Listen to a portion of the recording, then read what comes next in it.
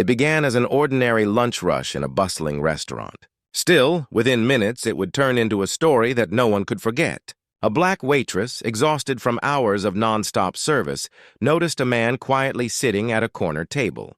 He wasn't speaking, wasn't ordering, just watching the room with distant eyes. Others ignored him, assuming he didn't belong. Still, she noticed something more. His silence wasn't a choice, it was a necessity. Then, in a move that shocked everyone, she began to sign. What unfolded next not only silenced the entire restaurant, but also left a billionaire CEO completely stunned. What happens when compassion collides with prejudice in plain sight? Watch until the end to find out. Wait a second.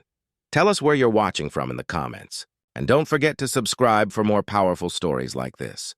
Her name was Maya, a young waitress who worked double shifts to support her younger brother and keep their small apartment afloat.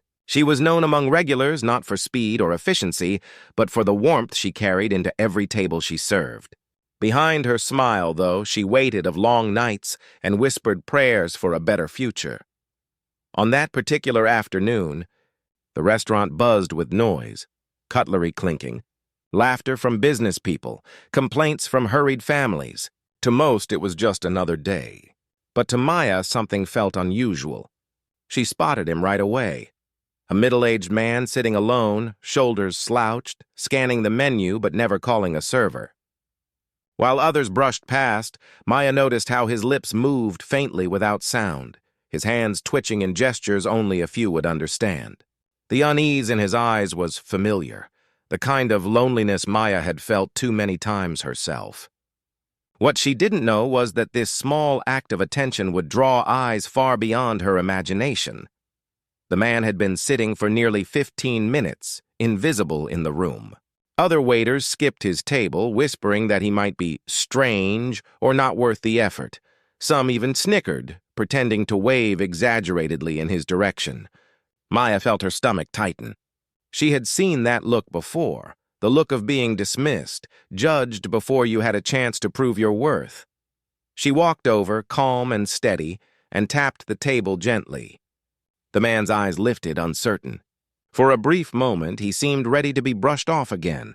But then Maya did something that shocked the table behind her, the cooks at the counter, and even the manager, who was watching from across the room. She began signing. Her hands moved with practiced care, forming simple, welcoming words in American Sign Language. "Hello. Can I help you? Are you hungry?" The man's expression changed instantly.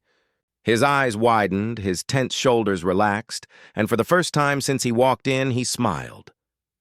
Slowly he signed back. He wanted soup, bread, and coffee. A basic order, but in that moment, it felt monumental. As Maya moved to place the order, whispers filled the restaurant. Some customers rolled their eyes, muttering about special treatment. Others craned their necks, curious but confused. The manager frowned, more concerned about efficiency than humanity.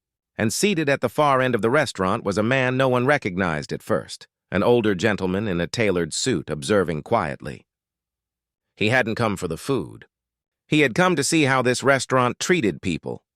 The atmosphere grew heavier as Maya continued to serve the deaf man with respect and warmth, unaware that every detail was being noted, not just by him, but by someone whose influence reached far beyond the dining room.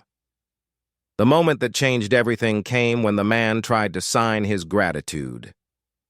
He pressed his palms together, nodded toward Maya, his eyes wet with tears. She placed her hand over her heart in return, understanding perfectly.